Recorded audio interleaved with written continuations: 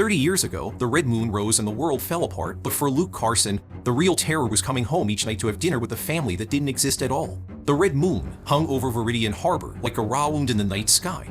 It was obscenely large, a swollen, crimson eye that dwarfed the skeletal skyscrapers of the core and bled its sickly light onto the decaying streets of the second ward. Below its unblinking gaze, an L-train, its black paint blistered with rust, rattled along the elevated tracks. The carriage screeched and swayed, a coffin on wheels hurtling through the twilight.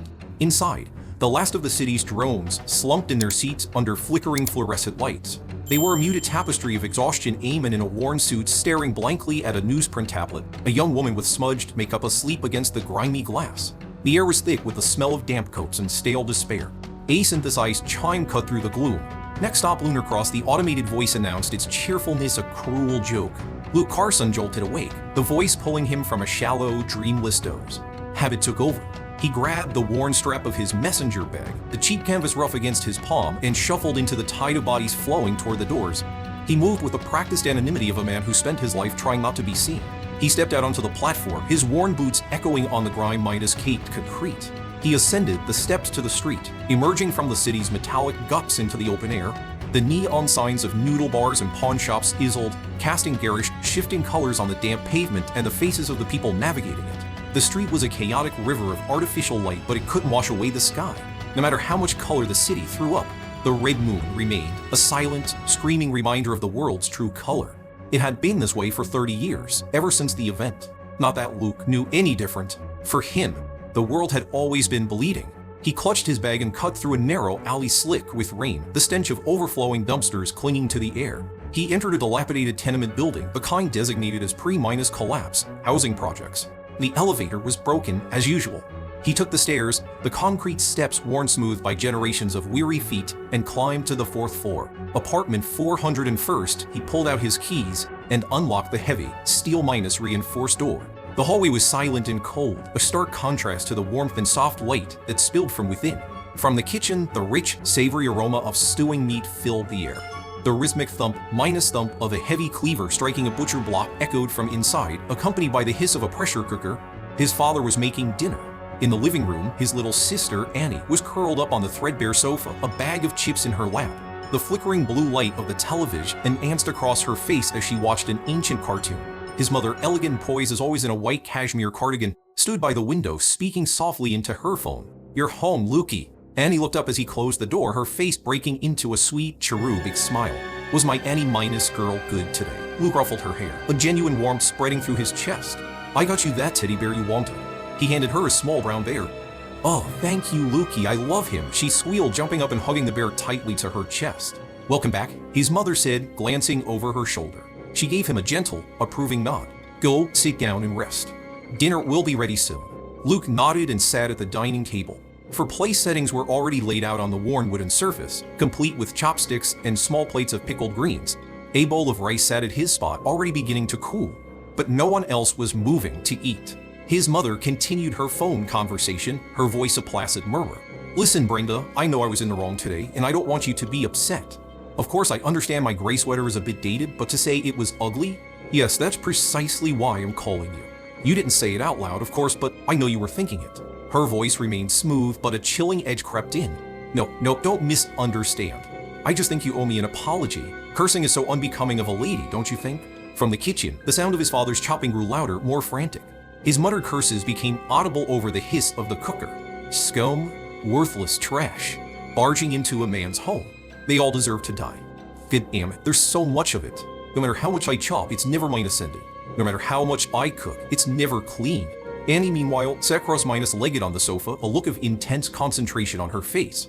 She began to methodically dismember the new teddy bear. With her small, strong hands and a row of pearly white teeth, she tore and bit at the toy. She chewed off an ear, then an eye. She ripped one arm from its socket, then the other, her expression shifting into one of ecstatic satisfaction as the seams gave way. "We'll have to wait a little longer for dinner," his mother announced, having ended her call. Her smile was serene. "I had a small misunderstanding with our neighbor, Brenda. I'm just going to pop over and apologize." She slid open a drawer in the sideboard, her movements graceful. She took out a pair of long, sharp sewing scissors, the steel glinting in the dim light. With an elegant turn, she walked out and closed the door behind her. Luke sat at the table and waited. He considered himself lucky. The world had descended into chaos after the Red Moon event. So many had died, leaving behind countless orphans like him. Most of them simply vanished after they came of age. But Luke had been adopted. He had a family, a warm home. It was a life others could only dream of. Of course, his family could be a little strange at times. But in this decaying, filthy satellite city, they were whole. His mother returned a few minutes later, a contented smile on her face. "Brenda and I have made up," she declared cheerfully. Luke noticed a small, fresh blood stain no bigger than a quarter just below the collar of her white cardigan. The family began to eat, and he brought her Eddie Bear to the table. It had been stitched back together, its limbs reattached at odd, crooked angles with thick, clumsy thread. It was a grotesque parody of its former self, but she seemed to love it more than ever. His father sat down, cracking open a bottle of cheap liquor, the label long since peeled away. He didn't touch the stew, which he never allowed anyone to eat or even go near. He wore a plastic apron spattered with dark stains, and a few flies buzzed lazily around his head. The wail of sirens grew louder outside, followed by a cacophony of shouting voices. His father slammed his glass on the table, his bloodshot eyes glaring toward the window. Noise, noise, that's all they know. Can't even let a man eat in peace. Useless city guard, can't solve a damn thing. Useless neighbors, always peeking, always watching. "Don't scare the children," his mother said, calmly, delicately picking at a piece of pickled green. Her lips were a startlingly bright red in the dim light. Luke didn't remember her putting on lipstick. To hell with the children, they all deserve to die. His father roared, his knuckles white as he gripped the bottle.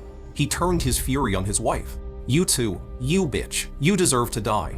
"Yes, dear," his mother replied, her smile never faltering. It was a mask of elegant contempt. "In your eyes, everyone deserves to die. Except you. You have to be the last one left to handle the bodies, don't you?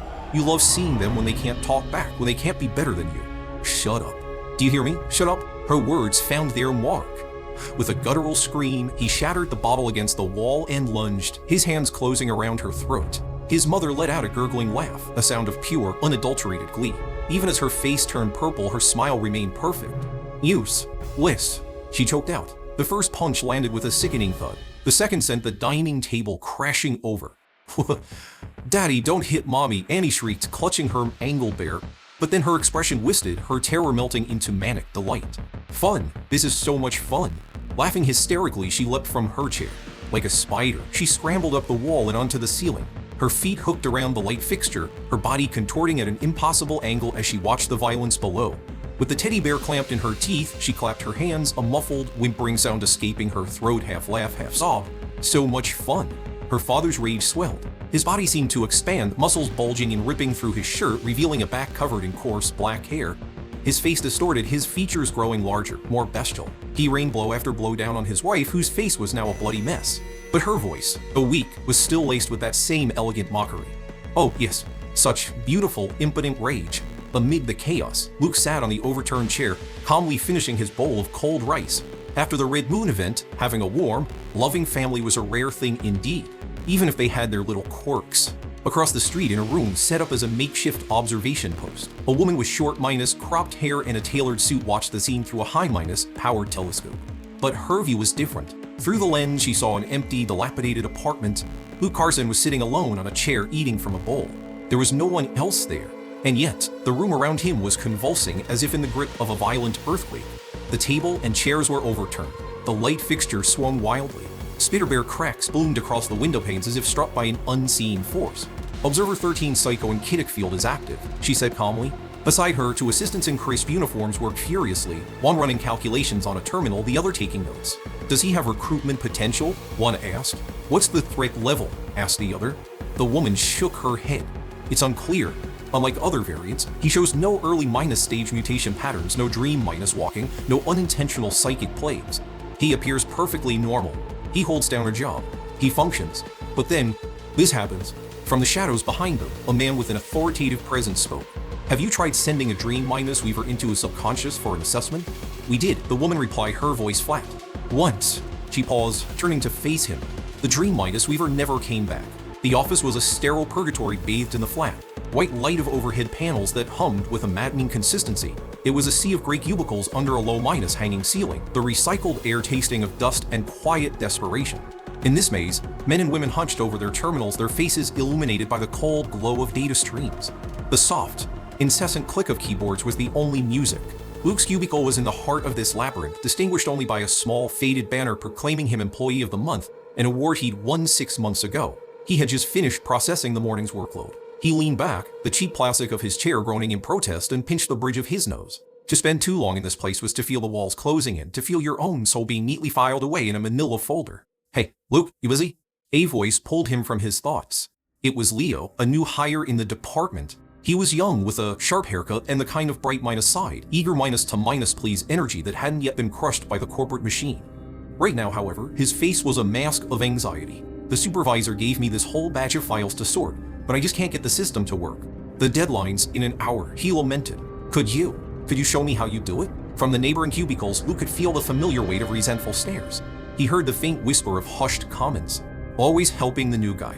Doesn't he have his own work to do? He'll teach the kid his job, and the kid will take it." "Sure," Luke said with a simple smile, ignoring the poison in the air. "I've got a minute." "Oh man, thank you. You're a lifesaver," Leo said, relief washing over his face. He quickly pulled up a chair. One taught, the other learned. In this oppressive place, Luke held on to a simple principle: if you could help someone, you did. The red moon had changed the world, but it hadn't changed the core of what it meant to be a decent person. Just as they finished, a voice called out from across the office. "Carson, supervisor wants to see you." "Coming," Luke replied. He left Leo with a reassuring pat on the shoulder and walked toward the supervisor's office at the edge of the floor. His supervisor, a portly man whose jowls seemed to melt into his collar, was sweating profusely despite the office chill. Sitting on the couch opposite his desk was the woman from the observation post.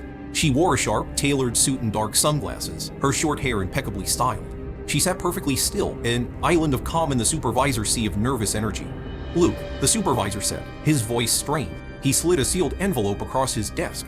"I need you to deliver this, right now, to a place called the Still Water Cafe on Clearwater Road." Luke's brow furrowed slightly. Deliveries were usually handled by administration or the mailroom clerks. It wasn't his job, but he didn't question it. He simply nodded. "Okay." He took the envelope, gave a polite nod to both his supervisor and the silent woman on the couch, and walked out. The moment the door clicked shut, the supervisor's demeanor transformed. He turned to the woman, his face collapsing into an obsequious, pleading smile. "Agent Chen, it's done just as you asked. I won't ask any questions, I promise. But that project you mentioned earlier." "Rest assured," Agent Chen said, her voice soft but laced with ice, "that project will not be going to you." She stood, slowly lowering her sunglasses. The supervisor froze, his smile faltering. For a brief, terrifying moment, he saw her eyes. Her pupils seemed to swirl, glowing with a faint crimson light, like two miniature red moons. "You will not remember that I was here," she murmured, her voice a hypnotic whisper. "You will not remember giving him any special assignment." She slid her sunglasses back on and walked out of the office, leaving the supervisor standing in a state of vacant confusion. A few seconds later, he blinked, shook his head as if to clear a fog, and returned to his work, the last 5 minutes completely erased from his memory. Luke stood on the crowded L- drain, holding onto a pole as the carriage swayed and rattled. The car's lights flickered erratically. He'd given his seat to a pregnant woman and had been standing for the better part of an hour, a dull ache starting in his lower back. He felt a familiar cold spot from on the ceiling above him. Annie appeared crawling along the metal panels like an insect, her patched Midas-up teddy bear clutched in one hand. She hung upside down in front of him, swinging gently like a pendulum, her hair brushing against the roof. Luke's jaw tightened. He forced himself not to look, to not react. He fixed his gaze on the legs of a woman in a short skirt standing nearby, feigning a focus so intense it bordered on creepy. "Don't talk to me. I can't see you out here. I can't talk to you. They'll think I'm insane." Boring, Annie's voice echoed in his mind, the petulant whisper only he could hear. Seeing that her usual antics weren't working, she changed tactics. "You be careful, Lukey," she warned, her tone shifting from playful to serious. "This place you're going, it's a bad place." Before he could mentally ask her to elaborate, she giggled, a sound like tiny breaking glass. She scrambled away across the ceiling, and as she passed a large, dozing man, she reached down and gave his cheek a sharp pinch before vanishing into the next car. The man yelped, waking with a start. "Who touched me?" he shouted, looking around wildly. The other passengers stared at him, their expressions a mixture of pity and suspicion. There was no one within 3 feet of him. Luke joined them, casting the man a look that said, "Clear as day, what a psycho." He got off near the city's outer wall. The buildings here were older, more decrepit, casting long shadows from the 30-foot high perimeter wall that encircled the ward. It had been 30 years, and most of the crazies who roamed the wilds beyond had been cleared out, but the city never let its guard down. The wall was a constant looming presence, a tombstone for the world that was. He found the Stillwater Cafe tucked away on a desolate street corner. The surrounding buildings were dark and seemed abandoned. Trash skittered across the pavement, pushed by a lonely wind. An inexplicable sense of dread hung in the air, a heavy, oppressive silence that made Luke's skin crawl. He instinctively disliked this place, but a job was a job. Clutching the envelope, he pushed open the door and stepped inside. The contrast was staggering. The world outside was cold, gray, and dead. The world inside was alive with warmth, light, and the gentle murmur of conversation. The cafe was packed. People sat at small wood tables, their faces soft in the golden light pouring through the clean windows. A couple whispered intimately in a corner booth. Eamon read a book by the window, a half-eaten sandwich on his plate. The air smelled of rich coffee and freshly baked pastries. A slow, Sage's tune drifted from hidden speakers. For a dizzying moment, Luke felt as if he had stepped back in time into a perfect memory of a world that no longer existed. He navigated through the tables to the counter and nodded to the friendly Minus-looking barista behind him. "Someone asked me to deliver this," he said, placing the envelope on the counter. His supervisor hadn't specified a recipient. The counter seemed like the safest bet. "Thank you," the barista said with an easy smile. He slid a steaming mug of coffee across the counter toward Luke. "On the house. For your trouble." "Oh, Luke began, intending to refuse. But the aroma was intoxicating, nothing like the cheap, bitter sludge he drank at the office. The barista's smile widened, full of a disarming kindness. "Please, you've earned it." Luke hesitated, unable to form the words of refusal. And in that moment of hesitation, his eyes caught something. From behind the barista's pristine white apron, a slick, grotesque appendage, the color of bruised flesh, slowly unfurled. It slithered over the counter, silent and obscene. The tip of the tentacle split open, and a small, black object dropped into the coffee with a soft plip. Luke stared into the mug. At the bottom, a glistening black pearl of an ice stared back at him. The coffee's aroma instantly became richer, more seductive, each wisp of steam an irresistible invitation. The barista's smile was now impossibly wide, his eyes fixed on Luke. He gently pushed the mug closer. "No, thank you," Luke said, his voice steady, his face a mask of polite refusal. He acted as if he had seen nothing. He turned and walked toward the door. As he reached it, he risked a glance back. Every person in the cafe had stopped what they were doing. Every head was turned toward him. Every face was blank, their eyes vacant and dull Minus-like.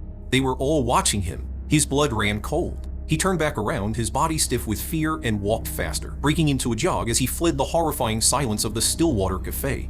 He ran.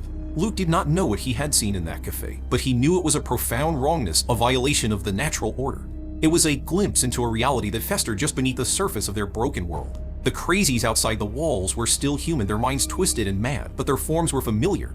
What he had witnessed in the Stillwater Cafe was something else entirely, something alien. He had no desire to fight it. He felt no urge to understand it. He only wanted to get away. He sprinted toward the nearest L-rain station, his heart a frantic drum against his ribs. The station was a concrete cavern, eerily empty at this time of night.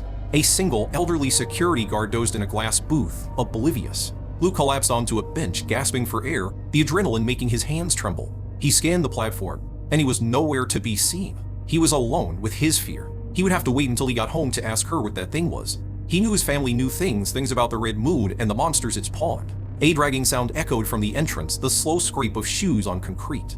Luke looked up, and a chill that had nothing to do with the night air washed over him. The station was no longer empty. One by one, they filed in.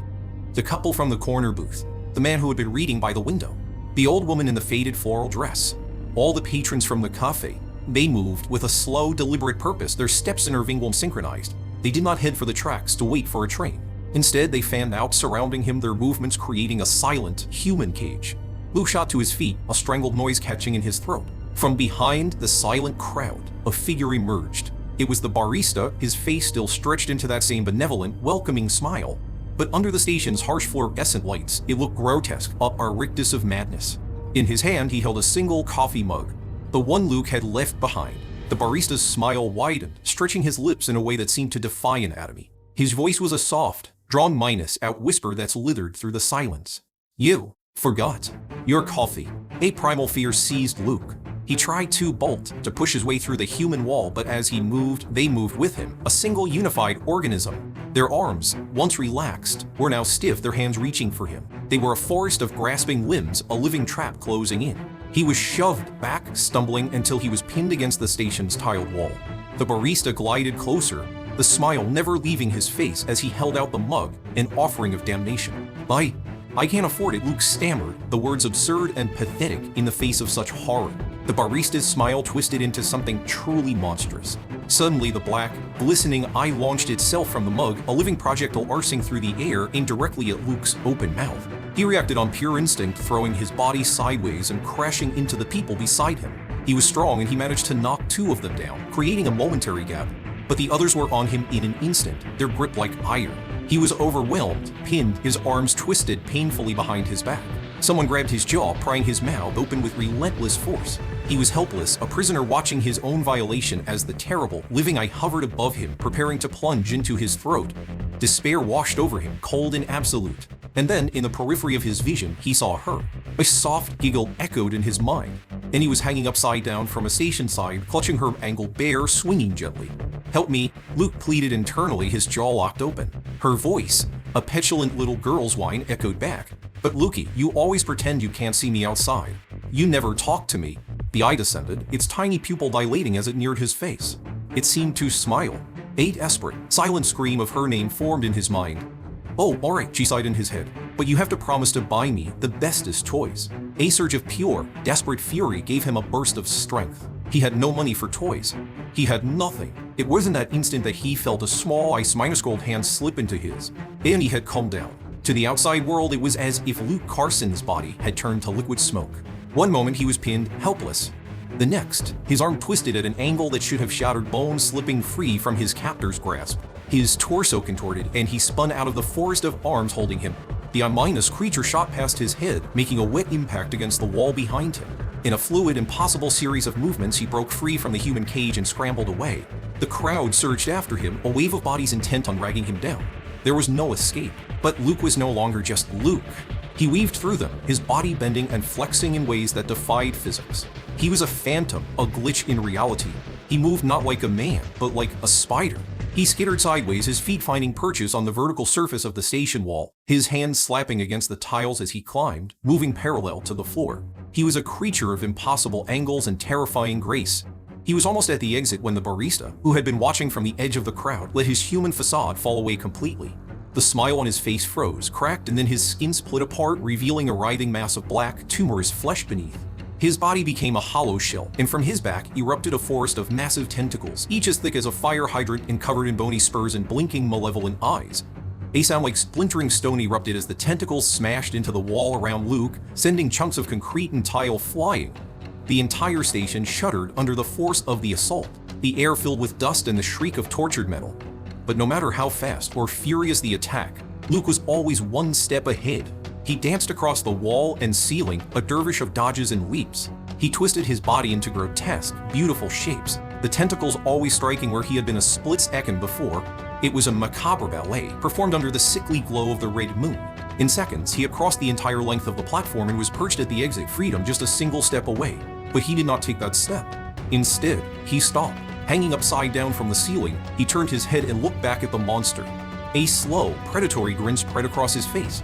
He beckoned with one finger, a gesture of pure, insolent provocation. "Annie, what are you doing?" Luke cried internally, fighting for control. "We have to get out of here." Her voice, now intertwined with his own thoughts, was a giddy, excited laugh. "Why are you so scared, Lukey? It's not us who should be afraid." Her laughter filled his mind, a chorus of childish glee and ancient malice. "It is." The monster, enraged by the taunt, let out a deafening, multi-midination shriek that vibrated in the very air. All of its mouths open at once, spraying a viscous, sticky fluid. Its tentacles whipped through the air, converging on Luke's position. But Luke, or the thing that was Luke and Annie, just laughed. He launched himself from the ceiling, not away from the danger, but directly into it. He met the first tentacle head minus on. His movements were a blur. He grabbed the thrashing appendage, and with a sound of tearing flesh and snapping bone, he ripped it clean off the monster's body. Foul-minus smelling ichor sprayed across the platform. The creature roared in pain and fury, but the pain only seemed to excite the thing wearing Luke's skin. It danced and weaved around the monster, a predator toying with its prey. It was a terrifying game of cat and mouse. Luke's strength was nothing compared to the beast's, but his speed and agility were supernatural. Each time he darted in, he emerged with another prize, a chunk of flesh, another severed tentacle. He was dismantling it. Alive, the monster's roars turned two whimpers of fear. It tried to retreat, to crawl back into the darkness, but Luke was relentless. He leapt onto its back, tore a long thin pipe from the ceiling, and with a triumphant inhuman cry, plunged it down through the creature's central mass, pinning it to the floor. The monster thrashed in its death throes, its remaining tentacles flailing wildly. Luke crouched nearby, his head tilted, watching its agony with an expression of rapt fascination. With a final, wet implosion, the monster's body dissolved into a shower of blood and gore. The red mist washed over the remaining patrons, and as it touched them, they awoke as if from a dream. The blankness in their eyes was replaced by sheer animal terror. They screamed and scattered, running in every direction, some even leaping onto the electrified tracks below. They were witnesses. They could not be allowed to escape. "Wanna play?" And he whispered in his mind. Luke's eyes, now glowing with a faint red light, locked onto the nearest fleeing, figure-8 limping woman whose leg had been broken in the earlier chaos. He was on her in an instant. She turned, her mouth opening impossibly wide, her teeth suddenly sharp and feral. She was no longer human. He dodged her bite, and with a swift, economical motion, snapped her neck. He flowed through the remaining crowd like a reaper, a whirlwind of silent, efficient death. For 5, 6 of them fell before the rest could escape into the night. The platform was empty save for the dead and the dying. A faint mechanical sound broke the silence. Luke's head snapped toward the source. The old security guard, who had somehow survived the carnage unscathed, stood trembling in his booth. In his shaking hands, he held an old, pre-collapsed digital camera. He had seen everything. A new, cold hunger-filled Luke. The hunt was not over. He moved, a blur of motion, appearing before the glass booth in an instant. His fingers, now like talons flexed, ready to shatter the glass and silence the final witness. The guard squeezed his eyes shut, bracing for the end. But the attack never came. "That's enough." The voice was Luke's own, a desperate, commanding shout that ripped through the haze of bloodlust. He grabbed his own hand, his fingers just inches from the guard's face, and pulled back with all his might. He could stop her. When he truly, desperately wanted to, he could. The monster, the patrons, they were not truly human anymore. But the guard was. He was an innocent. Luke could not let her hurt him. A WW, you're no fun, and he pouted in his mind. The red glow in his eyes faded. The manic energy receded, leaving behind a profound exhaustion and a wave of nausea. "Brother, don't be mad," she cooed, her voice shifting back to that of a sweet little girl. "I was just trying to protect you. They were so mean and scary. Scary things can be run from," Luke gasped, his body trembling with the aftershock of her power. Suddenly, Annie's voice turned urgent. "But Lil," the groan, "minus-ups are coming. We gotta go, Lukey, now." Luke did not hesitate. He scrambled up the wall and vanished into the shadows of the city's upper levels, leaving behind a scene of unimaginable carnage, a blood-minus, soaked platform, and a terrified old man who would never sleep soundly again. Moments later, the station was flooded with light. A figure floated down from the ceiling, a young girl in a frilly dress holding a parasol, her movements unnaturally smooth. She was followed by the roar of a motorcycle as Agent of a Chen sped into the station, her bike skidding to a halt. They stared at the scene. The monster was gone, leaving behind only a foul, smelling stain. The observer, Luke Carson, was also gone. All that remained were the mangled corpses, the blood, and the overwhelming stench of death. How? Agent Chen whispered, her professional composure shattered. How did he do this? A spider-type variant, alone, with no weapons, had just single-handedly eliminated a high-level anomaly. It was impossible. Her eyes fell on the security booth. The old guard was slumped against the glass, his face a mask of pure terror. Clutched in his trembling hand was a digital camera. Luke moved through the shadows of the second ward like a ghost. He avoided the main thoroughfares, sticking to the labyrinth of back alleys and forgotten service corridors that snaked between the tenement buildings. He did not go home. He could not. Not yet. The echoes of the battle, the phantom sensation of tearing flesh and snapping bone still clung to him. Annie's manic energy had receded, leaving behind a bone-minus deep exhaustion and a chilling clarity. He needed to be alone, to let the last vestiges of her influence bleed out of him. He found himself in a small, derelict park, a forgotten patch of brown grass and rusted playground equipment. He sat on a swing, the chains groaning under his weight, and stared up at the red moon. Its light felt like a physical weight pressing down on him, soaking into his skin. He felt a profound sense of alienation, a man caught between two worlds belonging to neither. "You're a hard man to find, Luke." The voice was calm, measured, and came from directly behind him. He did not startle. Some part of him had been expecting this. He turned his head. Agent Tivit Chen stood at the edge of the playground, her hands in the pockets of her tailored suit. The darkness seemed to warp around her, making her the undeniable center of the desolate space. She was not alone. 2 figures in tactical gear stood silently in the deeper shadows, their forms just barely visible. "I wasn't hiding," Luke said, his voice raspy. "No," Chen agreed, taking a step forward. "You are waiting for the adrenaline to wear off, for the other voice in your head to quiet down." Luke's hands tightened on the swing chains. He said nothing. "I'd like to buy you a drink," she said. It was not a question. "Not coffee, I imagine. You've probably had enough of that for one night." He followed her to a black and marked sedan parked in a nearby alley. The ride was silent, the city's decaying landscape sliding past the tinted windows. They drove for 20 minutes, heading deeper into a sparsely populated industrial zone until Chen pulled up in front of an nondescript building with a heavy iron gate. A bar that was hours from opening. A sleepy minus-eyed bartender let them in without a word, placed a bottle of amber liquid and 2 glasses on a table in the center of the vast empty room, and then disappeared back into the shadows. The place was cavernous and silent, the air thick with the smell of stale beer and old regrets. "My name is Ava Chen," she said, her voice echoing slightly in the stillness. She poured 2 fingers of whiskey into each glass. "I mean you no harm, but I will admit, what happened to you tonight was my design." She pushed a slim, official Minus-looking wallet across the table. He opened it. An identification card for the Special Anomaly Division of the Viridian Harbor Authority. Her title was Chief Investigator. He looked up from the card, his face unreadable. He thought of the envelope, the cafe, the monster. A cold anger began to smolder in his gut, but he kept it hidden. He saw the slight bulge of a firearm under her jacket. "Why?" he asked, his voice flat. "Let's start with the official explanation," Chen said, ignoring his question. She took a slow sip of her whiskey. "I work for a department that deals with unusual occurrences. We are responsible for managing contamination events within the city walls." Luke's eyes narrowed. He had a feeling she was not talking about industrial waste. "After the Red Moon event," she continued, her gaze steady, "the world changed. Most of the survivors were herded into walled cities like this one. But even within these walls, not everyone is normal. The event triggered a fundamental shift in human consciousness. For some, it resulted in what we call psychic mutation." She slid a thin file across the table. The cover was stamped with a single word, Class Elf Lid. He opened it. The first page was a report on what the SAD had designated Anomaly D-36, the Stillwater Cafe. It was filled with data, infection rates, psychological profiles of the victims. It described a level -1 psychic entity capable of infecting any living thing it came into close contact with.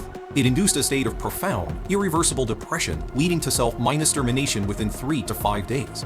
"We call this phenomenon contamination," Chen said, her voice a low murmur.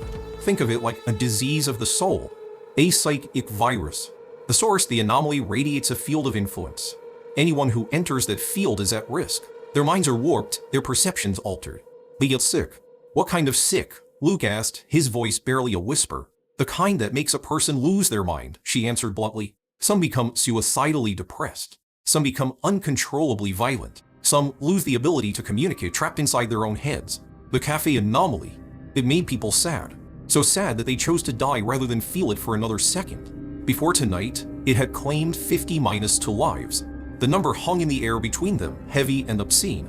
If you kill the monster," Luke began, his mind racing, "does that cure them?" Chen shook her head. "Eliminating the source doesn't reverse the damage.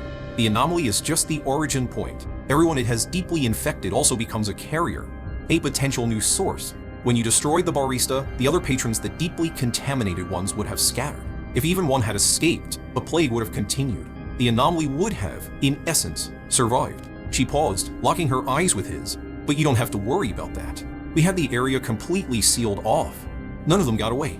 Luke understood the unspoken implication. The SAD had not rescued them. They had sterilized the scene. A cold knot formed in his stomach. He finally asked the question that had been burning in his mind since she first spoke.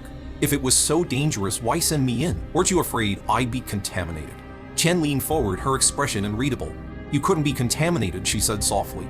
"Because in a way, you already are." She flipped to the next page of the file and turned it to face him. It was a profile. His profile. It had his photo, his address, his age. And below that, a single damning classification variant. Spider minus type. The Red Moon event had 2 primary consequences, Chen explained, her voice clinical.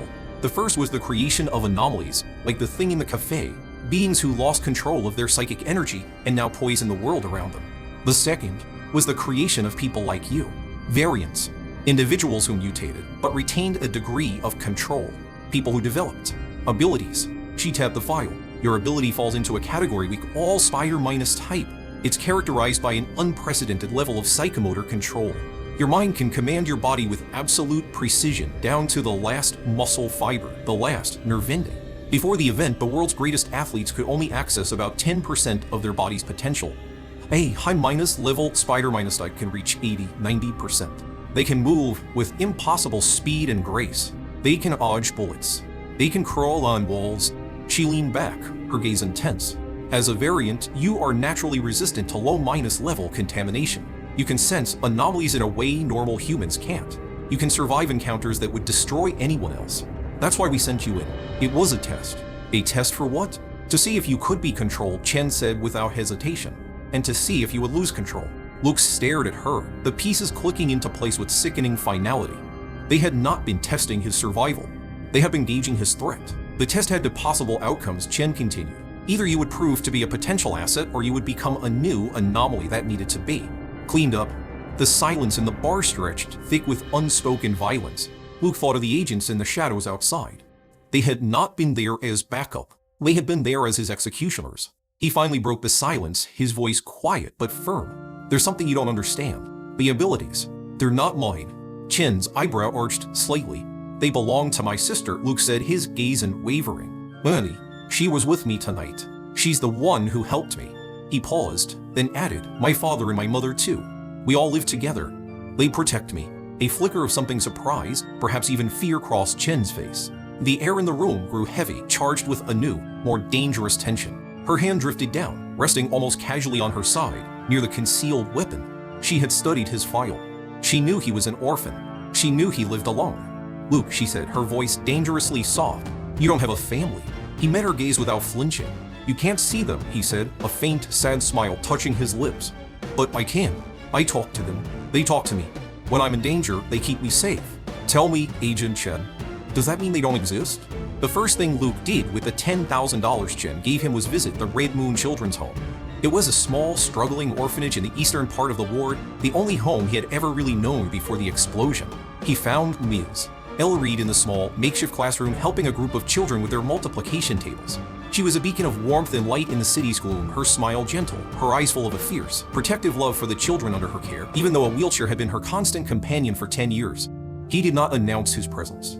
He simply slipped a thick envelope of cash into the rusty mailbox by the front door, plucked a handful of wildflowers from a patch growing by the fence, and laid them on top. It was his signal.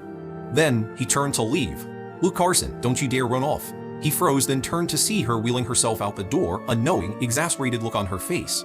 You know, she said, rolling up to him, for a man who can fight monsters, you're surprisingly bad at being sneaky. I wasn't trying to be sneaky, he lied, a faint blush creeping up his neck. Of course not, she said, her eyes twinkling. She looked at the flowers on the mailbox, then back at him, her expression softening. You shouldn't have, Luke. This is too much. We're doing okay. You're not, he said simply. The roof leaks. The kids need warmer coats for winter, and your legs. He trailed off, looking at her wheelchair. She reached out and took his hand, her grip surprisingly strong. My legs are fine, and we manage. What about you? Are you eating? Are you safe? I'm safe, he said, and for the first time, it felt like it might be true. I got a new job. A second job. It pays well. She studied his face, her gaze searching. Is it dangerous? Everything is dangerous, he replied with a small shrug. But this is something I think I'm good at. He left her there amidst the laughter of the children and walked back out into the gray streets of the second ward. He felt lighter, as if a great weight had been lifted from his shoulders. A black sedan pulled up beside him as he reached the main road. The passenger door swung open. Agent Chen was at the wheel. Get in, she said. Her voice was different now, less clinical, with a hint of something that might have been respect. He got in without a word. She had followed him. She had seen what he had done with the money. She drove for a few blocks in silence, then pulled over. She reached into the back seat and retrieved a hard-shelled case. The board has reviewed your file and my report from tonight, she said, placing the case on his lap. They have reservations. But I don't. He opened the case. Inside, nestled in custom -cut foam, was a heavy, black revolver, a satellite phone, and a new identification card. Welcome to the Special Anomaly Division, Agent Chen said, a wry smile playing on her lips. Your official title is Field Agent, External Contractor. Your call sign is Single Soldier. For now. She looked at him, her expression serious. Luke, if you ever find yourself in trouble, you have 3 options. 1. You call the local precinct. They're mostly useless, but it's proper procedure. 2. Use that phone. It has 1 number in it. Line. 3. She tapped the revolver in the case. You solve the problem yourself, but I want you to understand something. We strongly advise against you using your other talents to solve personal problems. A gun is messy. What you can do is worse. We gave you the gun because we are afraid of you, Luke. We are hoping you're afraid of yourself too. She put the car in drive and pulled back into the sparse traffic. Your probationary period begins now. The new job brought with it a strange sense of purpose, but also a gnawing unease. The satellite phone felt heavy in his bag, a constant reminder of the world he had been pulled into. The revolver was heavier still. He had not told his family about his new employment. He wasn't sure how. After a quiet, tense dinner, he found himself wandering the streets, the city lights a blur. He needed to talk to Annie. He needed to understand the terms of their arrangement. He found her perched atop a street lamp, a small silhouette against the crimson moon. She was humming a discordant tune, her patched minus up bear dangling from one hand. "Annie," he said, stopping below her. "We need to talk." She looked down, her face obscured by shadows and a tangle of dark hair. "What's there to talk about, Lukey? Dad's mad again?" "Mom's being weird. You're thinking too much. It's just another Tuesday." "It's about the new job," Luke said, choosing his words carefully. "It's going to be dangerous. I'll need your help. I need to borrow your power." A slow, sly smile spread across her face. She swung down from the lamppost, landing silently on the pavement in front of him. "Borrow?" she chirped, her head tilted. "What will you give me in return, brother dear?" Luke had anticipated this. "I was thinking, what are those screaming chicken toys?" The smile vanished from Annie's face. The air around her grew cold. Her form seemed to flicker, her edges blurring into the surrounding gloom as if she might dissipate into nothing. Wait, Luke said quickly. "We can negotiate." She solidified, her expression now a mask of sullen disappointment. She stared at him, her silence more unnerving than any threat. "Just tell me what you want," Luke sighed, feeling a familiar sense of helplessness. Annie's eyes, dark pools in the dim light, suddenly gleamed. She pointed a small, delicate finger toward an Arcali across the street. A drunkard was leaning against the wall, muttering curses to himself. "I want a toy that's fun to play with," she whispered, her voice a chilling mix of innocence and cruelty. "I like toys that can move and talk. I like them whole because then you can take them apart and put them back together again." Her gaze fixed on the man. "Can you give me that one, Lukey? If you do, I'll let you use my power whenever you want."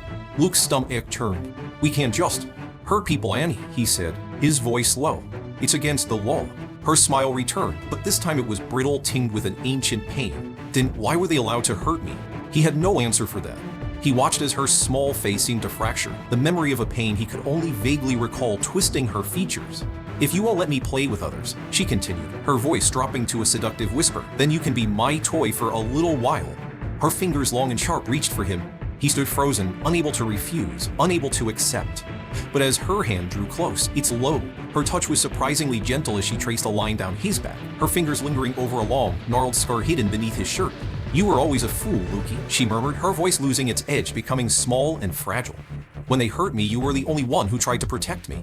The cruelty in her expression melted away, replaced by a profound sorrow. She wrapped her small arms around his waist, burying her face in his shirt. He could feel her tiny body trembling with silent, racking sobs.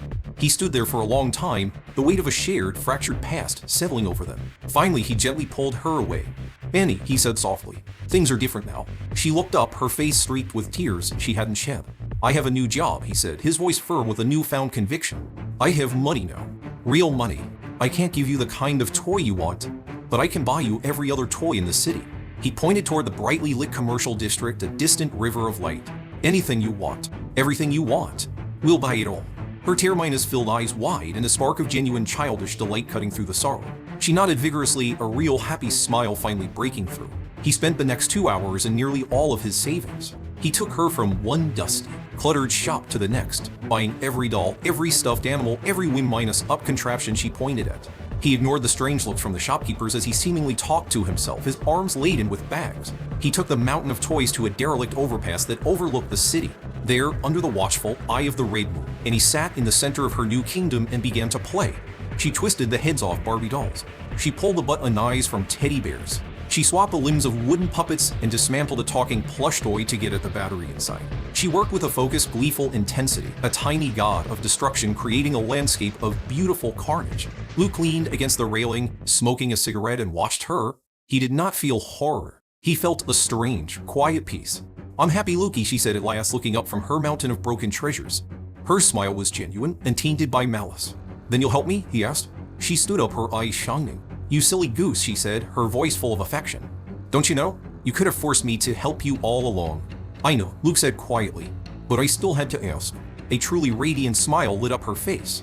She held out her small hand. "When you need me, I'll be there." He met her hand with his own. A large hand and a small one, clapping together once in the crimson twilight, sealing a pact. The next day at the office was a study in controlled chaos. Luke's supervisor, his face pale and sweaty, informed him that due to his excellent connections with our new partners in the Corps, he was being put in charge of a major logistics project. The project involved shipping a large quantity of processed fiberglass from the second ward to a tech firm in the Corps. The transport company they had to use was a gritty, semi-legal outfit on the outskirts of the industrial's own called Kane Freight. Leo, his face still bruised from a misunderstanding during a preliminary meeting, was assigned as his assistant. He looked at Luke with a mixture of fear and awe, his previous ambition completely extinguished. "Are you sure about this, Luke?" Leo whispered as they drove out to Kane's headquarters in his girlfriend's car. "These guys, they're not like our usual partners. They're from the wastes." "We'll be fine," Luke said, his voice calm. He felt the weight of the revolver in his bag. "Just stick to the plan." Kane Freight was a fortress. The compound was surrounded by a high chain-minus link fence stopped with razor wire. The yard was a graveyard of armored trucks, their chassis reinforced with scrap metal plates and menacing spikes. The men who milled about were hard-minus, faced and weathered, their eyes holding the cold, watchful look of those who had survived outside the walls.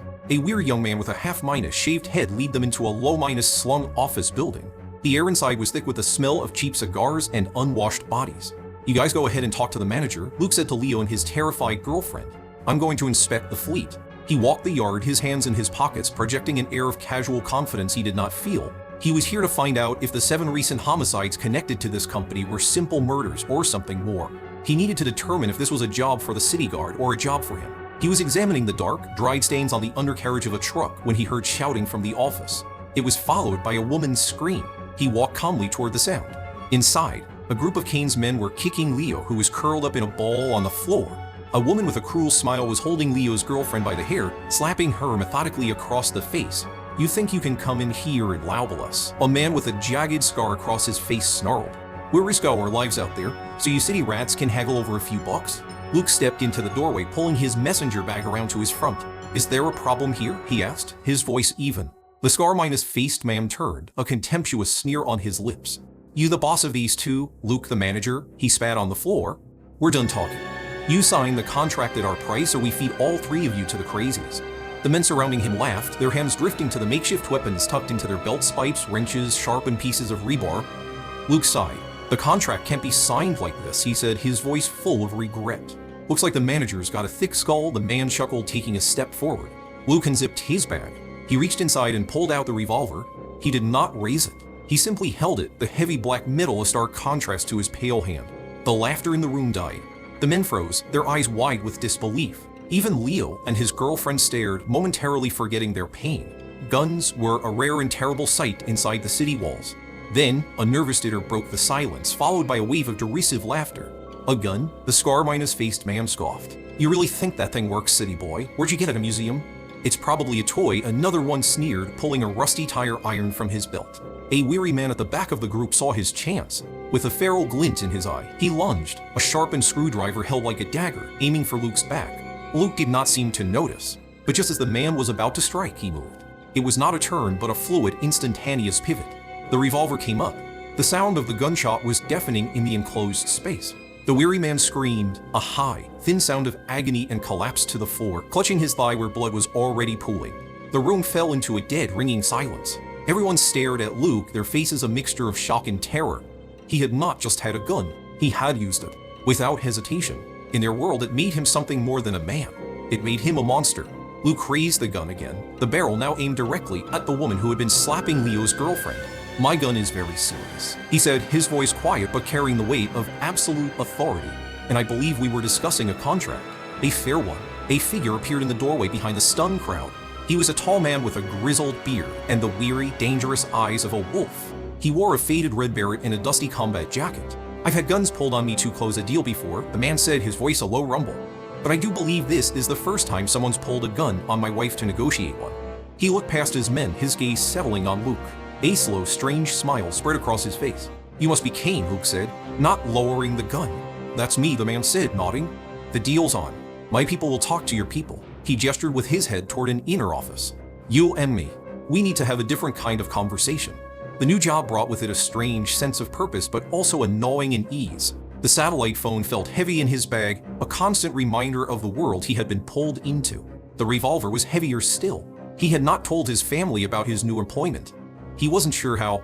After a quiet, tense dinner, he found himself wandering the streets, the city lights a blur. He needed to talk to Annie. He needed to understand the terms of their arrangement. He found her perched atop a street lamp, a small silhouette against the crimson moon. She was humming a discordant tune, her patched minus up bare dangling from one hand. "Annie," he said, stopping below her. "We need to talk." She looked down, her face obscured by shadows and a tangle of dark hair. "What's there talk about, Lukey? Dad's mad again. Mom's being weird. You're thinking too much. It's just another Tuesday. It's about the new job, Luke said, choosing his words carefully. It's going to be dangerous. I'll need your help. I need to borrow your power. A slow, sly smile spread across her face. She swung down from the lamppost, landing silently on the pavement in front of him. Borrow? She chirped, her head tilted. What will you give me in return, brother dear? Luke had anticipated this. I was thinking, one of those screaming chicken toys.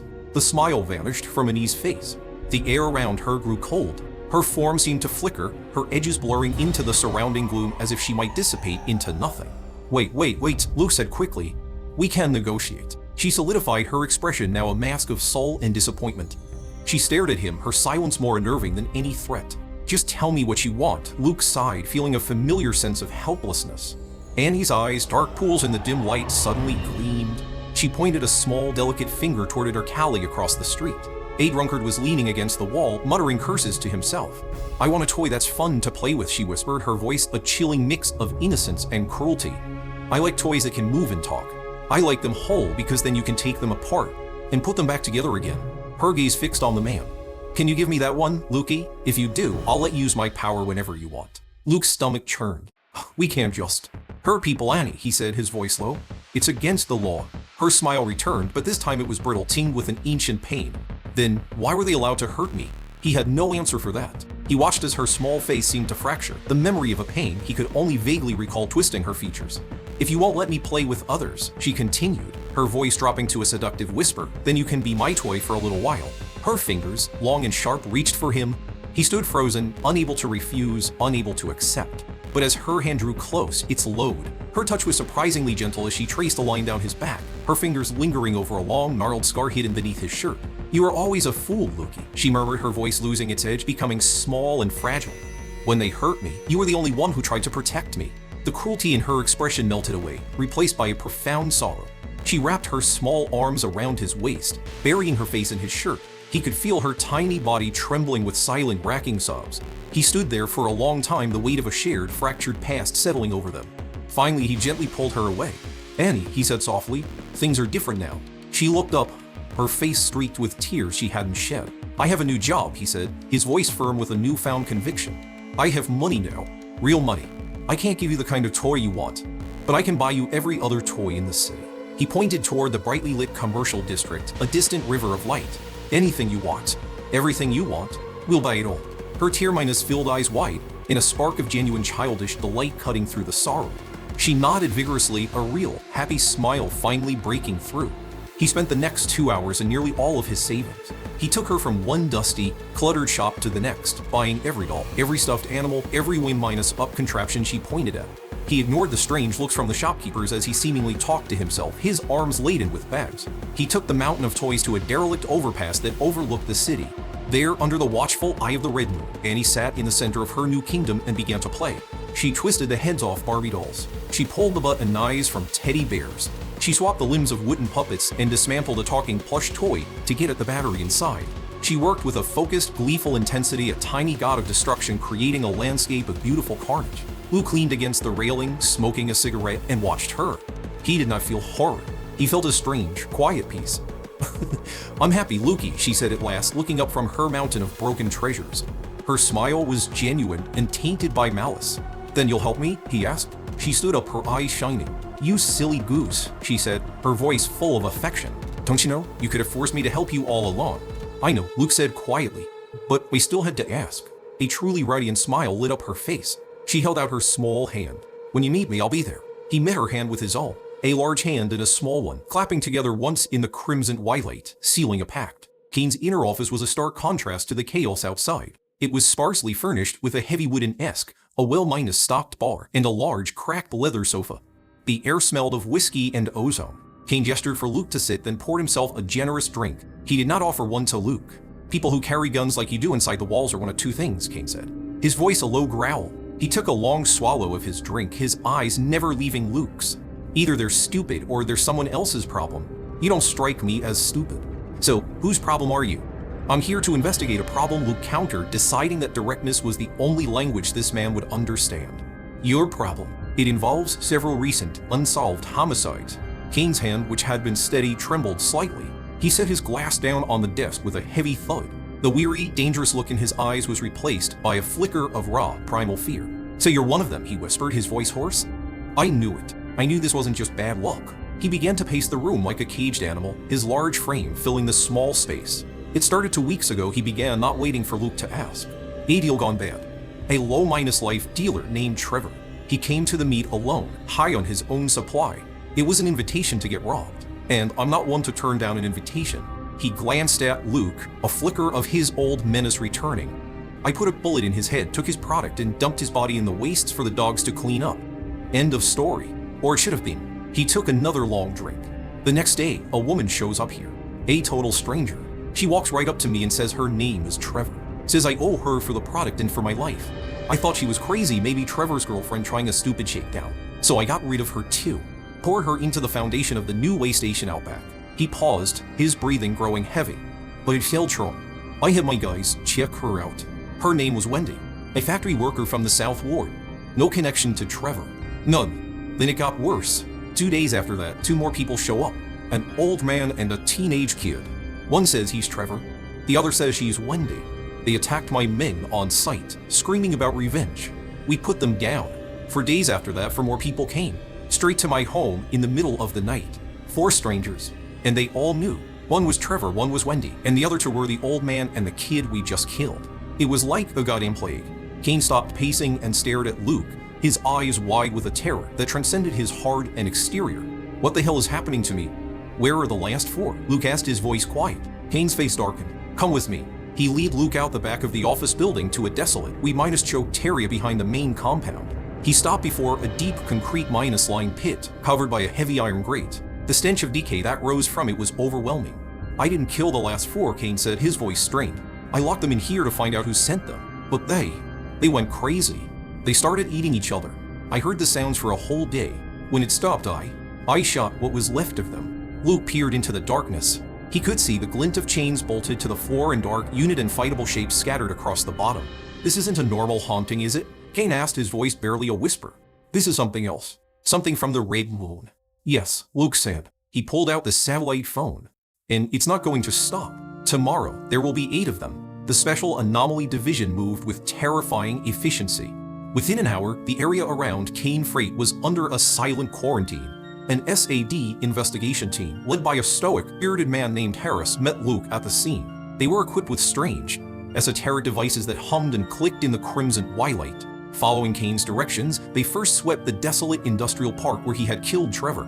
The detection instruments remained silent. There was no psychic residue, no trace of the event that had started this nightmare. The trail led them to a place Kane had only mentioned in passing ale arch. Stagnant lake in a half-minus finished construction site on the very edge of the ward, a place where he had disposed of Trevor's personal effects. As they approached the lake, a sense of profound wrongness settled over the team.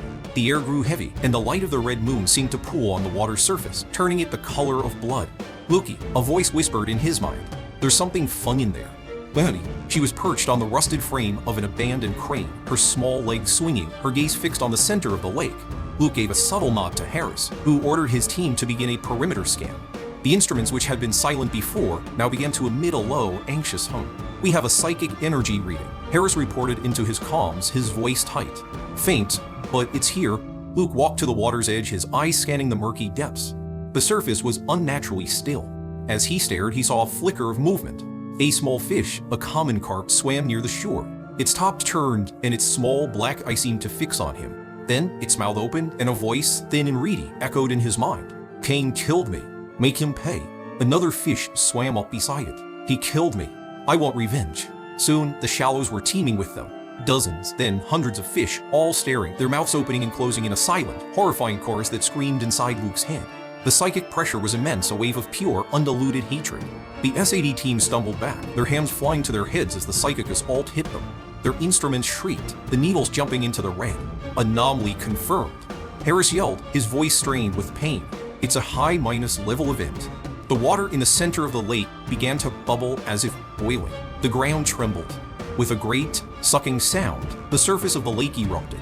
A thing of nightmare rose from the depths. It was a tree black and twisted, its branches writhing like serpents. But instead of leaves or fruit, it bore people. Dozens of human figures, their forms translucent and shimmering, hung from the branches. They were men, women, old and young. Luke recognized the faces from Kane's story, Trevor, Wendy, the old man, the kid. They were all there, their faces contorted in masks of eternal agony, their arms outstretched, their spectral fingers grasping. It was a tree grown from murder, fertilized by pain. The fruit began to drop from the branches, detaching themselves and floating toward the shore. They were the Avengers. "Open fire," Harris commanded. The SAD team opened up with their assault rifles, but the bullets passed harmlessly through the spectral forms. The figures drifted through the hail of gunfire, their eyes fixed on Kane, who stood frozen in terror. "It's a purely psychic entity," Harris shouted. "We can't hurt it." 3 of the figures reached the shore and enveloped 3 of Harris's men. The soldiers screamed as the cold of the grave seeped into them, their bodies going rigid, their guns falling from their nerveless fingers. They were being controlled, turned into puppets. Luke knew what he had to do. He could not fight this thing, but Annie could. He reached out his hand to the empty air beside him. A small, cold hand took his. The world shifted. The fear, the hesitation, it all vanished, replaced by a cold, exhilarating thrill. He was no longer Luke Carson, the quiet office worker. He was a predator. He moved, a blur of motion, faster than the eye could follow. He did not run from the spectral figures, he ran toward them. He met the first one head minus on, his hands plunging into its shimmering form. It was like plunging his hands into electrified ice. The figure shrieked, a sound that tore at the fabric of reality and dissipated like smoke. He flowed through them, a whirlwind of destruction. He was not just fighting them, he was unmaking them, tearing their psychic forms apart with his bare hands. The tree shrieked, a sound of 1,000 tortured souls, and lashed out with its branches, but he was too fast, too fluid. He leapt onto the trunk of the tree itself, his feet finding purchase on the nightmarish bark, and began to climb, ripping and tearing at the source of the corruption. He was a monster fighting a monster, and he was winning. With a final, desperate shriek, the tree imploded, collapsing in on itself and vanishing back into the murky water, leaving behind only a profound, ringing silence. The psychic pressure vanished. The controlled soldiers collapsed, gasping for air but alive. It was over. "Check the source," Luke said, his voice raspy, the thrill of Annie's power slowly receding. Harris, his face pale with shock and awe, nodded and directed his team to the center of the lake. They waded in, their instruments now clicking softly. A few minutes later, one of them called out. They had found something buried in the mud at the bottom of the lake. They dragged it to shore. It was a body, bloated and discolored from its time in the water, but still identifiable. It was dressed in a faded red beret and a dusty combat jacket. It was the body of Kane. A collective gasp went through the team. Everyone turned to stare at the man who had led them there, the man who called himself Kane. He was staring at the corpse on the ground, his face a mask of utter confusion and dawning horror. If that's me," he stammered, his voice trembling as he pointed a shaking finger at the body. "Then who am I?" He looked at Luke, his eyes pleading for an answer that did not exist. Before anyone could react, a single gunshot rang out from the perimeter. The man who called himself Kane crumpled to the ground, an hole in his chest. A sniper from the SAD quarantine force had taken the shot.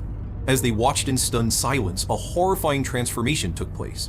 The body on the ground seemed to shrink, the grizzled, world-minus weary features melting away. The face grew younger, weaker, the combat jacket seeming to swallow the smaller frame. When the transformation was complete, the body lying on the ground was not that of the formidable Kane. It was the body of a scrawny, low, minus-life drug dealer. It was Trevor. The aftermath of the lake incident was a blur of quiet, efficient cleanup. The 2 bodies, Kane's and the one that had once been Kane, were sealed in cryo-minus coffins and transported away. The investigation team was placed under a strict quarantine for psychological evaluation. Luke was escorted back to the SAD's temporary headquarters in the city's administrative tower, the same building where he had undergone his initial assessment. He sat in a sterile, white debriefing room. Agent Chen sat opposite him, a tablet in her hand, her face a mask of professional neutrality. "Your official report states that you dismantled a level -3 psychic entity," she began, her eyes fixed on him. "It also states that you were able to identify that the controlled SAD agents were not, in fact, contaminated, but merely being puppeteered." "Hell? I could see it," Luke said simply. It was the only answer he had. The monster, it had these invisible strings attached to shadows behind their backs. "I saw the strings, so I cut them." Chen's expression did not change, but she made a note on her tablet. "You can see psychic energy?" "Sometimes," Luke admitted. "When it's strong, like the thing in the cafe or the tree. It's like I can see the shape of the madness." "Interesting," she murmured. "The board has reviewed my report and the preliminary data. They're concerned, but also intrigued. They've authorized a full minus spectrum assessment. It's non-minus negotiable. If you want to continue working with us, you have to do it." "Will it help me understand what I am?" Luke asked, a flicker of hope in his voice. "It will help us understand what you are," Chen corrected gently, "and that, in turn, might help you survive it." The assessment took place on the top floor of the tower, an entire level converted into a state minus of minus art research facility. It was a world away from the grime and decay of the second ward. Here, the air was clean, the lights were bright, and the people moved with a quiet, unnerving confidence. They were introduced to him as the Core Six, the lead researchers of the Viridian Harbor SAD. They were a collection of brilliant, eccentric, and slightly unsettling academics who looked at Luke with the undisguised curiosity of scientists examining a new and fascinating specimen. And then there was Gecko. He was leaning against a wall, a cocky grin on his face, his lanky frame clad in black leather. He was another Spider minus type variant, the one Chen had mentioned, the one whose abilities were supposed to mirror Luke's. "So you're the new guy," Gecko said, pushing himself off the wall and sauntering over. "Heard you made a bit of a mess down at the lake." "Nice work." He extended a hand. "They call me Gecko. Because, you know." He gestured vaguely at the walls. The first test was marksmanship. They took him to a firing range, the air sharp with the smell of cordite. A table was laden with an arsenal of firearms, from sleek pistols to heaviest all trifles. The theory one of the researchers, a portly man with a bald head, explained is that a Spider minus type doesn't need training. You just need to familiarize yourself with the tool. Chen demonstrated, firing a single, expert shot that hit the bulls 100 yards away. She handed the pistol to Luke. He took it, the weight unfamiliar in his hand. He aimed. The target was a distant, blurry circle. He fired. The recoil jolted his arm and the shot went wide, hitting the wall of the neighboring lane. The researchers exchanged glances. Gecko chuckled softly. Luke felt a flush of embarrassment. He closed his eyes, took a deep breath, and reached out with his mind. "Annie?" A small, cold hand slipped into his. "This toy is boring, Lukey." The world snapped into focus. The target was no longer a blur, but a perfectly clear circle. He could feel every groove on the pistol's grip, every subtle shift in its balance. His arm was as steady as granite. He fired 3 shots in quick succession. The first hit the outer ring. The second hit the inner ring. The third obliterated the bullseye. Then, before anyone could react, he lowered the gun and with a series of deft, precise movements disassembled it. The slide, the barrel, the spring, the magazine, they all came apart in his hands, until the pistol was just a collection of inert metal parts on the table. Taking things apart is much more fun, and his voice giggled in his head. The researchers stared, speechless. The next test was micro- space infiltration. They showed him a 1-foot- square metal box. Theoretically, the portly researcher said, his eyes gleaming with excitement, "You should be able to fit inside." Luke stared at the box, then at his own body. It was impossible. "Show him how it's done," the researcher said to Gecko.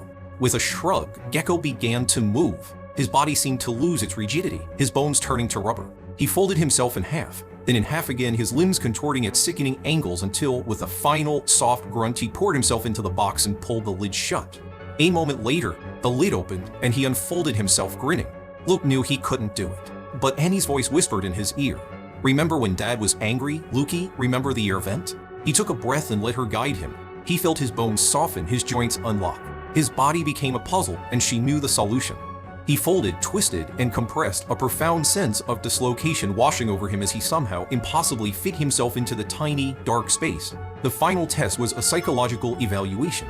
A kind minus-based woman with warm eyes sat with him in a quiet room, asking him about his childhood, his work, his feelings about the Red Moon. He answered honestly. He told her about the old director of the orphanage, a man who had taught him about kindness and hope in a world that had neither. He even told her about his family. "They feel real to you," she said, her voice gentle. "They are real to me," he replied. She smiled, a sad, understanding expression on her face. "Thank you, Luke. That will be all." He was left alone in the room with Gecko while the Core Six deliberated. So Gecko said, cleaning along wicked minus looking combat knife. "What's it like, having voices in your head?" "It's crowded," Luke said. Gecko laughed. "I hear that." In the observation room, the researchers' faces were grim. "The results are unprecedented," the portly researcher said, staring at a screen of data. His psychometer control is off the charts. His potential psychic energy output, it's at least 400 units. Maybe more? That's double Gecko's. That's near level -4. And the psychological profile? Chen asked, her voice tight. The psychologist sighed, rubbing her temples. That's the terrifying part. He's the most well-adjusted, optimistic, and fundamentally decent person I've ever evaluated. He displays no signs of the trauma a minus-induced psychosis or sociopath, why we see in almost every other variant. He's perfectly sane. She looked around the room at her colleagues. And that, given what he is and what he can do, is the most abnormal thing about him. His sanity is a coping mechanism, another researcher argued. His family is a psychic construct he created to compartmentalize his power and his trauma. Annie is his rage and his predatory instinct. His mother is his cold, calculating intellect. His father is his fear and self-minus loathing. He's not just a variant. He's a walking, talking ecosystem of psychic entities, and he's convinced they're his family. Which makes him a time bomb, Chen finished, her voice grim. If he ever loses control, if his family ever decides they don't want to listen to him anymore. The room fell silent, the implications of her words hanging heavy in the air. There's more, the portly researcher said, his voice barely a whisper. He brought up a file on the main screen. It was a cold case report from 10 years ago. Incident report, Red Moon Children's Home. Cause suspected gas explosion. There was no gas leak, he said. The building was destroyed by a massive, focused kinetic event, an explosion with no explosive residue. There were only 2 survivors. A young girl named Ella Reed, who was paralyzed from the waist down. And him. He looked at Chin, his eyes wide with a mixture of terror and awe. We think this was his trigger event. The day his powers first manifested. The day he brought his family into the world. Chen stared at the screen at the grainy photo of the smoldering ruins of the orphanage. A building leveled by a force equivalent to a military-grade bomb. A force unleashed by a traumatized 13-year-old boy. My God, she whispered. What have you found? The door to the room opened and Luke and Gecko walked in. Luke looked at the faces of the researchers, at the fear and awe in their eyes, and he knew that they knew. Chen took a deep breath, her professional composure returning like a shield. The board has made a decision, she said, her voice steady.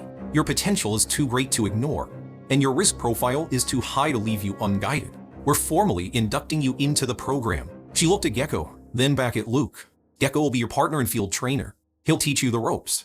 Your first official mission is tonight. So that was intense, Gecko said, letting out a low whistle as they stepped out of the administrative tower and into the crimson-ing night. The Core 6 really know how to make a guy feel special, huh? All that poking and prodding. I'm surprised they didn't ask for a stool sample. Luke didn't respond. He was processing the torrent of information, the revelation of his own past, the chilling implications of his potential. He was a time bomb, and the SAD had just handed him the timer. Don't sweat it, man, Gecko said, clapping him on the shoulder. Being a monster is the job. Now, let's go be monsters. A black SAD vehicle was waiting for them, silent and imposing. As they settled into the back seat, Gecko grinned and tapped his earpiece. All right, Tess, my love, we're mobile. What fresh hill have you got for us tonight? A crisp, female voice, devoid of any warmth, came through Luke's own earpiece. Call me Tess, Gecko, and the hell is designated Anomaly C-39th Henderson Textiles, North Industrial Zone. Henderson Textiles, Gecko mused. Isn't that place basically a sweatshop? Heard the guy who runs it is a real piece of work. That's the one, Tess's voice confirmed. 10 days ago, we received an anonymous tip about unusual activity. Round minus the minus clock production workers never leaving the premises. Our preliminary investigation team was met with extreme hostility from the workforce and had to withdraw. Surveillance indicates the factory has not ceased operation in over 70-2 hours. The workers are being psychically compelled to work themselves to death. And the source? Luke asked, his first time speaking on the comms. The factory owner, a Mr. Henderson. He appears to be the epicenter of the psychic contamination. He's a low-minus level variant who has undergone a full psychotic break. He's no longer just motivating his employees, he's consuming them. So what's the play? Gecko asked, pulling a long, sleek rifle case from under the seat. Henderson is the primary target, Tess explained. Eliminating him should break the psychic hold over the workers. However, lethal approach is not recommended. His death would likely trigger a catastrophic release of psychic energy, a death scream that could cause the immediate and violent madness of all 112 employees inside. Your objective is to neutralize Henderson on minus lethally and create an opening for the support teams to move in and evacuate the workers for decontamination. The vehicle stopped a half-mile from the factory, a hulking brick monolith bleeding harsh white light from its grime-covered windows. The rhythmic, deafening clang of machinery echoed through the night. This is as close as we get, the driver said. Good luck. Gecko slung the rifle case over his shoulder. All right, single soldier, he said to Luke with a grin. Time to go to work. Race you to the roof? Before Luke could answer, Gecko had already scaled the wall of a neighboring warehouse, moving with the fluid and natural grace that was their shared inheritance. Luke's eye reached out for a familiar, cold hand and followed him into the darkness. They perched atop a rusted water tower overlooking the factory, to gargoyles in the crimson night. Through the large factory windows, the scene within was one of ordered, horrifying industry. Rows of workers stood at their stations, their movements jerky and robotic. They moved with a relentless, inhuman efficiency, their faces blank, their eyes hollow. A man's hand was caught in a weaving machine, the mechanism crushing his fingers, but he did not scream or pull away. He simply watched, his expression unchanged, as the machine mangled his hand, then continued his work with the other. The air was thick with the smell of ozone, sweat, and blood. In the center of it all was Mr. Henderson. He was a short, portly man in a sweat-stained suit, his face flushed with a manic fervor. He paced the factory floor, his arms waving wildly, his voice a hoarse, booming chant that rose above the din of the machines. Work is freedom. Labor is life, he screamed, his voice cracking with passion. They told us we were nothing, the forgotten rags of the Second War. But we will show them. We will work until our hands bleed, until our bones ache, and we will build an empire from their scraps. To stop working is to die, to rest is to surrender. Well, he's certainly a motivator, Gecko muttered, assembling his rifle with practiced ease. It was a sniper rifle, but it was loaded with a single syringe like dart. High minus concentration tranquilizer. Enough to drop a rhino. Tess, you got a plan for me? Henderson's psychic field is a projection of his own obsessive will, Tess's voice explained. It's powerful but unstable. I need a diversion. Something to break his concentration for a split second. That will be your window. A diversion, Gecko repeated. I love diversions. He looked at Luke. You good with making a little noise? Luke nodded. He understood. He was the distraction. He slipped away from the water tower, a shadow detaching from the darkness. He moved along the rooftops, silent and unseen, until he was positioned above the factory's eastern wall. Below him was a large, industrial power transformer. Ready, he whispered into his comms. On your mark, Gecko's voice came back. Support teams are standing by, Tess added. You have one shot, Gecko. Make it count. Luke took a deep breath. He ripped a heavy chunk of concrete from the roof's parapet, the stone crumbling in his supernaturally strong grip. He held it over the edge, took aim, and let it fall. The impact was catastrophic. The transformer exploded in a shower of blue and white sparks, plunging half the factory into darkness and letting out a deafening boom. Inside the factory, the sudden chaos broke the hypnotic rhythm. Mr. Henderson spun around, his face contorted with rage, his psychic chant momentarily silenced. It was the opening Gecko needed. The tranquilizer rifle hissed once. 300 yards away, the dart struck Henderson in the neck. He staggered, his eyes wide with surprise, a hand flying to the projectile. He tried to scream to rally his workforce, but his legs buckled. He crashed to the floor, unconscious.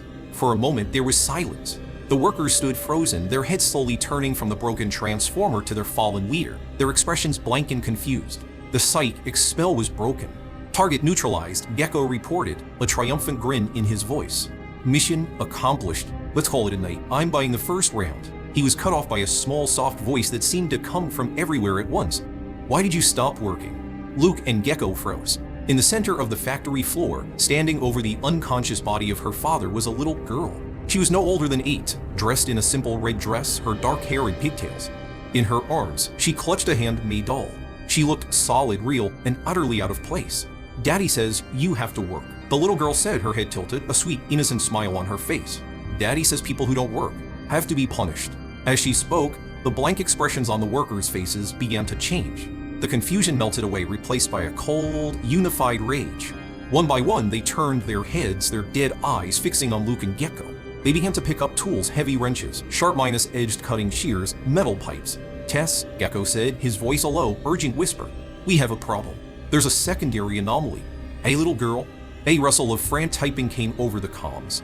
Gecko, there's no little girl, Tess's voice replied, a new edge of panic in her tone. Henderson had a daughter. She died a year ago. An accident. Here in this factory. The little girl's smile widened. It was a terrible broken thing. Time to get back to work, she sang, and the army of workers began to advance. The situation had devolved into chaos. The workers, their minds now enslaved by the psychic echo of a dead child's grief, surged forward. They were a tide of bodies, their faces twisted into masks of mindless fury. We can't fight them, Gecko yelled, leaping onto a stack of crates to avoid the first wave. They're still civilians. What do we do? Luke shouted back, dodging a thrown wrench that shattered the concrete where he'd been standing. It's a psychic construct. Tess's voice crackled in their ears. A ghost born from Henderson's guilt and obsession. You have to disrupt the entity itself. It has no physical form, you can't shoot it. The little girl stood in the center of the storm, a placid smile on her face, watching as her army of puppets tried to tear them apart. Luke knew he couldn't fight a ghost, but he knew someone who could. He closed his eyes, shutting out the chaos, and focused. He didn't call for Andy's rage. He called for someone else. A profound stillness settled over him. The sounds of the factory, the screams of the workers, they all faded into a distant hum. When he opened his eyes, the world seemed sharper, colder. A figure was walking calmly through the sea of enraged workers. They parted before her as if she were not there. It was his mother, dressed in an elegant white suit, her expression serene, her movements graceful. She looked as if she were taking a leisurely stroll through a garden party. She walked directly up to the little girl who stared at her, her smile faltering for the first time. "You poor child," Luke's mother said, her voice soft yet carrying an authority that cut through the din. She knelt, so her eyes were level with the girl's. "Your father was a weak man. He couldn't protect you, and in his grief he did not remember you as you were. He made you into an excuse, a justification for his own madness." The little girl's form flickered, her smile trembling.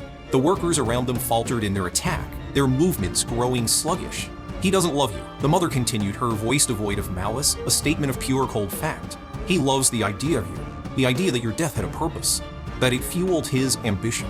But you are not a memory. You are a symptom, a tool, and a tool is no longer needed when the work is done." She reached out and gently took the handmade doll from the little girl's arms. From her handbag, she produced a pair of sharp sewing scissors. "A good child is a quiet child," she said, her smile as gentle and as terrifying as the edge of a razor. "And you have been very, very loud." With a single, precise snip, she cut the head off the doll. The little girl stared at the headless toy, then at the woman's serene face. A look of pure, unconfessed terror washed over her features. She opened her mouth to scream, but no sound came out. Her form wavered, thinned, and then, like a puff of smoke, she was gone. Instantly, the rage vanished from the workers' eyes. The strength fled their bodies. All across the factory floor, they collapsed, falling to the ground in heaps of bone-weary, unconscious flesh. The factory was silent, save for the hum of a few remaining lights. Luke's mother stood, smoothed her suit, and gave the headless doll a disdainful look before letting it drop to the floor. She glanced at Luke, a flicker of warmth in her cold, elegant eyes. Then she turned and walked away, disappearing into the shadows from which she had come. The mission was over. The silence that remained was more deafening than the chaos that had preceded it.